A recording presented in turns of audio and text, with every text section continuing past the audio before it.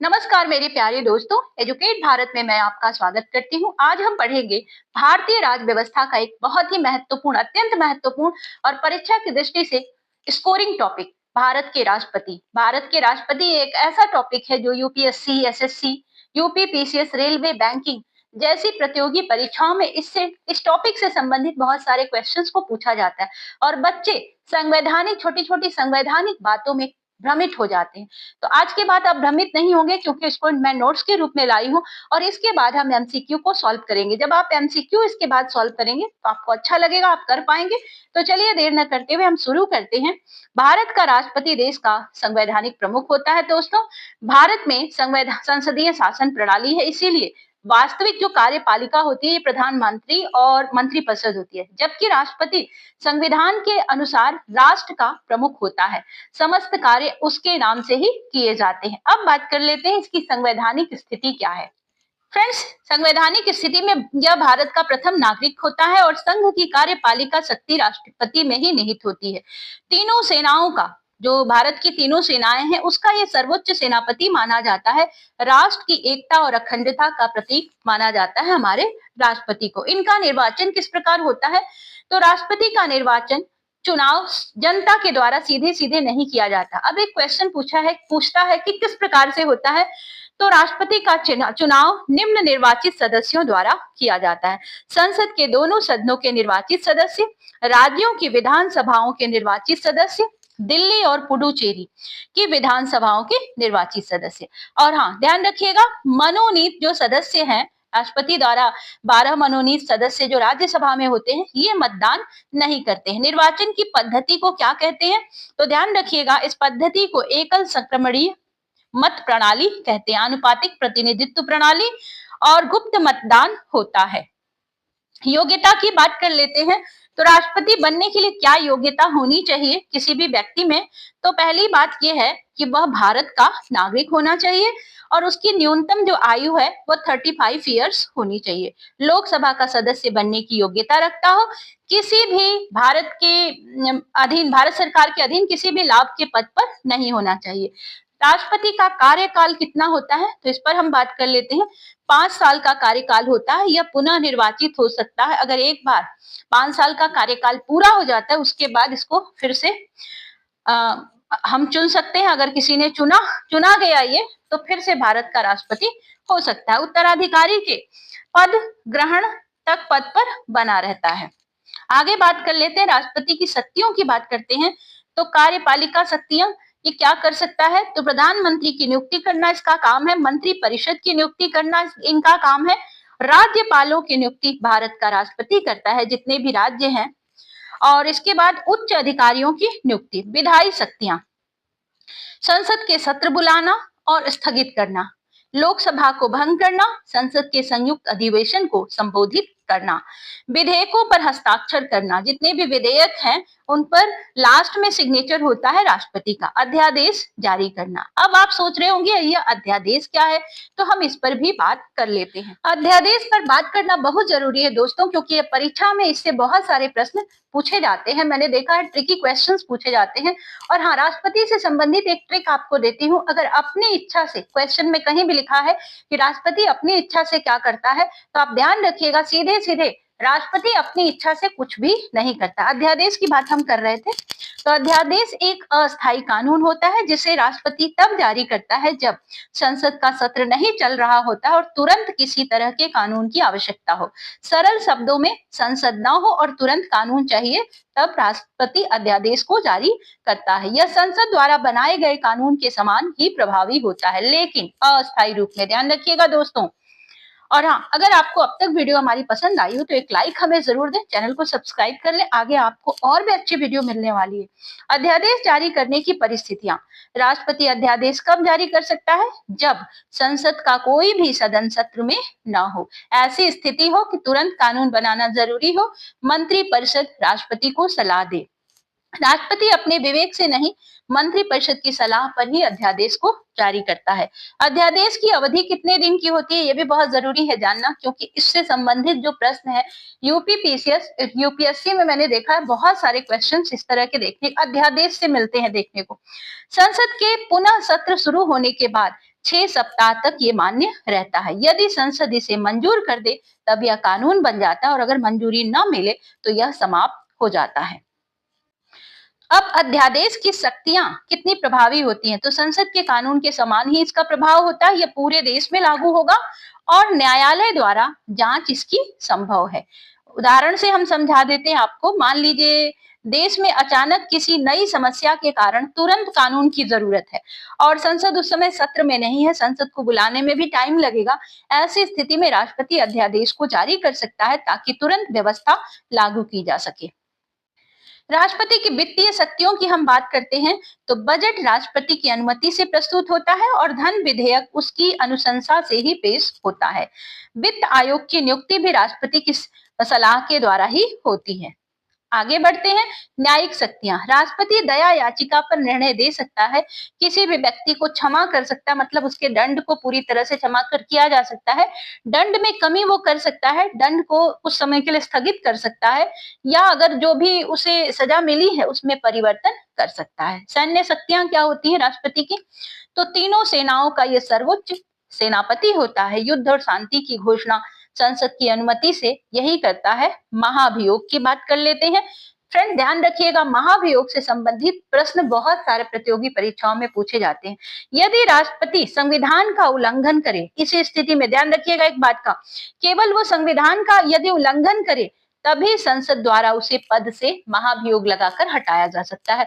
Other किसी भी चीज में उसको हटाया नहीं जा सकता। महाभियोग कब लगता है, तो जब राष्ट्रपति संविधान का उल्लंघन करे। अब बात करते हैं उपराष्ट्रपति की भूमिका। राष्ट्रपति की अनुपस्थिति या पद रिक्त होने पर उपराष्ट्रपति कार्यवाहक राष्ट्रपति के रूप में कार्य करता है। आपसे एक क्वेश्चन पूछता है फ्रेंड्स कि राष्ट्रपति की अनुपस्थिति में उसके कार्यभार को कौन देखता है, तो ध्यान रखिएगा उपराष्ट्रपति। निष्कर्ष क्या है इसका हम बता देते हैं आपको। भारत का राष्ट्रपति राष्ट्र का संवैधानिक प्रमुख होता है, संविधान का संरक्षक माना जाता है और राष्ट्रीय एकता का प्रतीक है। यद्यपि वास्तविक शासन मंत्रिपरिषद द्वारा संचालित होता है, फिर भी राष्ट्रपति की भूमिका अत्यंत महत्वपूर्ण और गरिमापूर्ण होती है। ये भारत के परिप्रेक्ष्य में है। अब हम बात करेंगे एमसीक्यू की। एमसीक्यू को जब आप सॉल्व करेंगे आपको बहुत अच्छा लगने वाला है और इसके बाद आप राष्ट्रपति से जुड़ा हुआ ये टॉपिक जो है इससे संबंधित कोई भी क्वेश्चन गलत नहीं करेंगे। तो चलिए स्टार्ट करते हैं। चलिए फ्रेंड्स शुरू करते हैं। राष्ट्रपति के निर्वाचन में निम्न में से कौन भाग नहीं लेता है? ए लोकसभा के निर्वाचित सदस्य, बी राज्यसभा के निर्वाचित सदस्य, सी राज्यसभा के मनोनीत सदस्य, डी राज्य विधानसभाओं के निर्वाचित सदस्य। ऑप्शन नंबर सी सही है। राज्यसभा के मनोनीत सदस्य राष्ट्रपति के चुनाव में केवल निर्वाचित सदस्य ही भाग लेते हैं, मनोनीत सदस्य मतदान नहीं करते हैं। प्यारे दोस्तों अब आपके लिए आसान हो गया होगा क्वेश्चंस को सॉल्व करना, करते जाइए। राष्ट्रपति के चुनाव में मतों का मूल्य निर्धारित करने का आधार है राज्य की जनसंख्या, बी सांसदों की आयु, सी राज्य का क्षेत्रफल, डी राज्य की आय। ऑप्शन नंबर ए सही है, राज्य की जनसंख्या। विधायकों के मतों का मूल्य राज्य की जनसंख्या 1971 की जनगणना के आधार पर आधारित होता है। 1971 की जनगणना जो हुई थी उसी पर आधारित होता है। राष्ट्रपति को शपथ कौन दिलाता है? ए प्रधानमंत्री, बी उपराष्ट्रपति, सी भारत के न्यायाधीश, डी लोकसभा अध्यक्ष। राष्ट्रपति को शपथ भारत के मुख्य न्यायाधीश दिलाते हैं। यदि राष्ट्रपति का पद रिक्त हो जाए तो अधिकतम कितने समय में नया चुनाव होना चाहिए? ए 3 माह, बी 6 माह, सी 1 वर्ष, डी 1 माह। पद रिक्त होने पर 6 माह के भीतर चुनाव अनिवार्य है।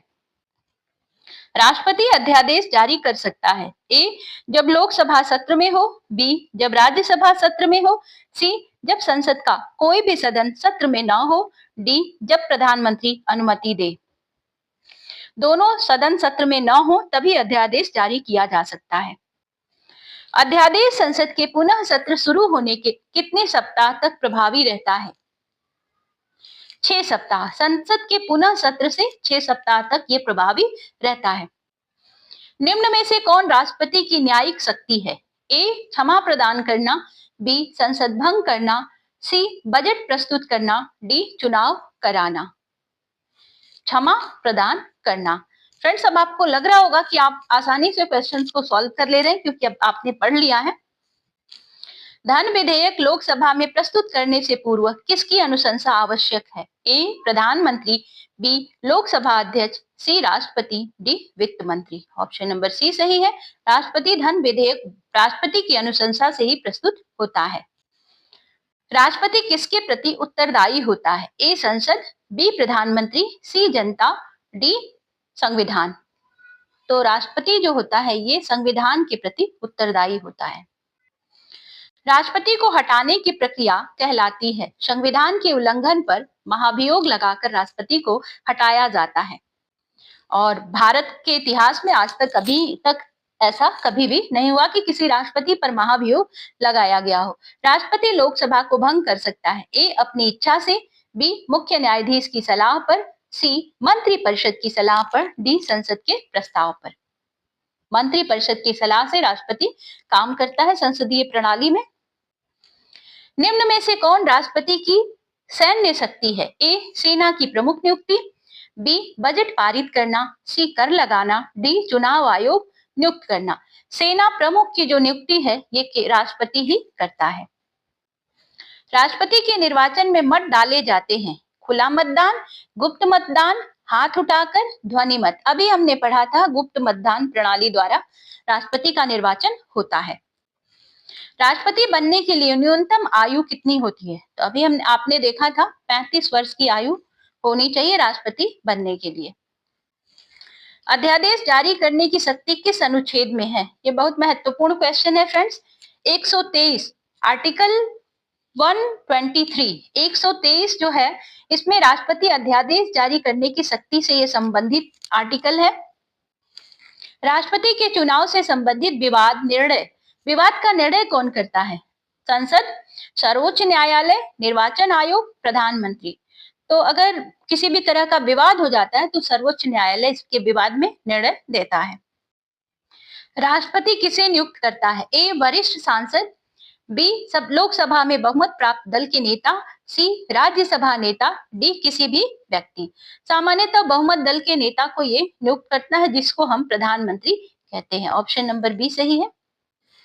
यदि राष्ट्रपति त्याग पत्र देना चाहे तो वह किसे देगा? फ्रेंड्स, ये क्वेश्चन भी बार बार पूछा जाता है और कई बार इसको घुमा फिरा करके ही पूछा जाता है।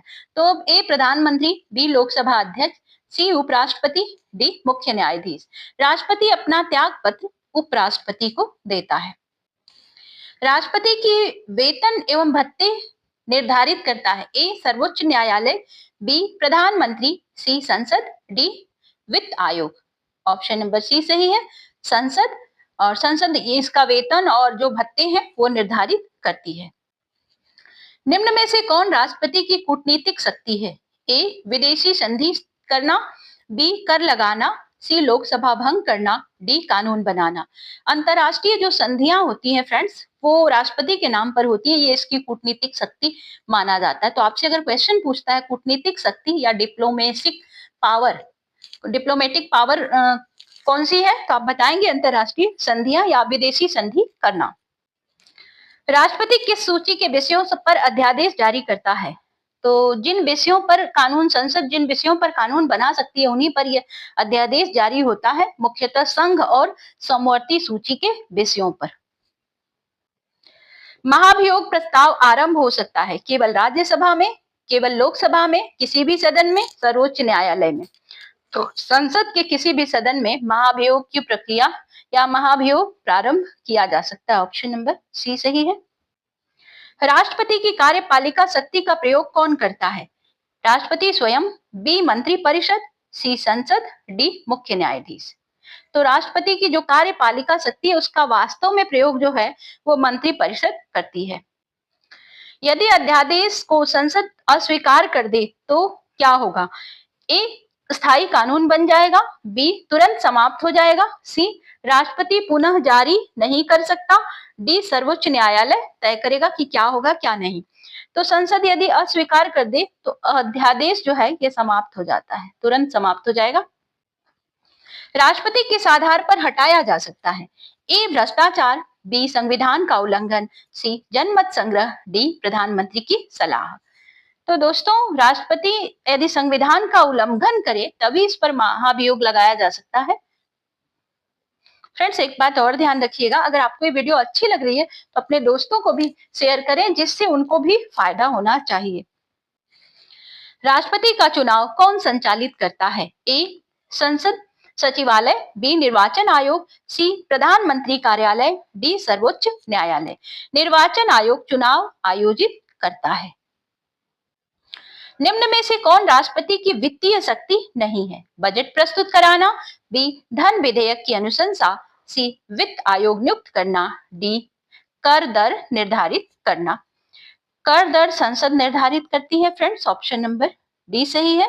कर दर निर्धारित करना, ये वित्तीय शक्ति राष्ट्रपति की नहीं है। बाकी जो तीनों है, बजट प्रस्तुत कराना, धन विधेयक की अनुशंसा और वित्त आयोग नियुक्त करना, ये तीनों शक्तियां राष्ट्रपति की वित्तीय शक्ति में आती हैं। राष्ट्रपति की क्षमा शक्ति किन मामलों में लागू होती है? तो केवल सिविल मामले, बी, केवल राज्य कानून, सी, केवल मृत्युदंड, डी, संघ कानून और मृत्युदंड मामलों में। तो ऑप्शन नंबर डी सही है। राष्ट्रपति की जो क्षमा शक्ति है वो संघ कानून और मृत्युदंड के मामलों में ही लागू होती है। यदि राष्ट्रपति और उपराष्ट्रपति दोनों अनुपस्थित हो तो कार्य कौन करेगा? ए, प्रधानमंत्री, बी, लोकसभा अध्यक्ष, सी, मुख्य न्यायाधीश, डी, राज्यसभा अध्यक्ष। तो इन दोनों की अनुपस्थिति में या किसी कारणवश दोनों ही अनुपस्थित यदि हैं तो मुख्य न्यायाधीश कार्य को करेगा। राष्ट्रपति की अध्यादेश शक्ति किसकी सलाह पर आधारित है? तो ये मंत्री परिषद की सलाह से अध्यादेश को जारी करता है। फ्रेंड्स, एक क्वेश्चन आपके लिए टेस्ट क्वेश्चन है। राष्ट्रपति पद की शपथ कौन दिलाता है? ए, प्रधानमंत्री, बी, लोकसभा अध्यक्ष, सी, उपराष्ट्रपति, डी, मुख्य न्यायाधीश। इसका आंसर आप मुझे कमेंट बॉक्स में दीजिएगा। फ्रेंड्स, अगर आपको ये वीडियो अच्छी लगी हो तो आप हमें एक लाइक जरूर दें, चैनल को सब्सक्राइब करें, दोस्तों के साथ भी शेयर करें। अब अपनी दोस्त को इजाजत दीजिए, हम मिलेंगे आपसे नेक्स्ट वीडियो में। तब तक के लिए good bye. Thank you for watching.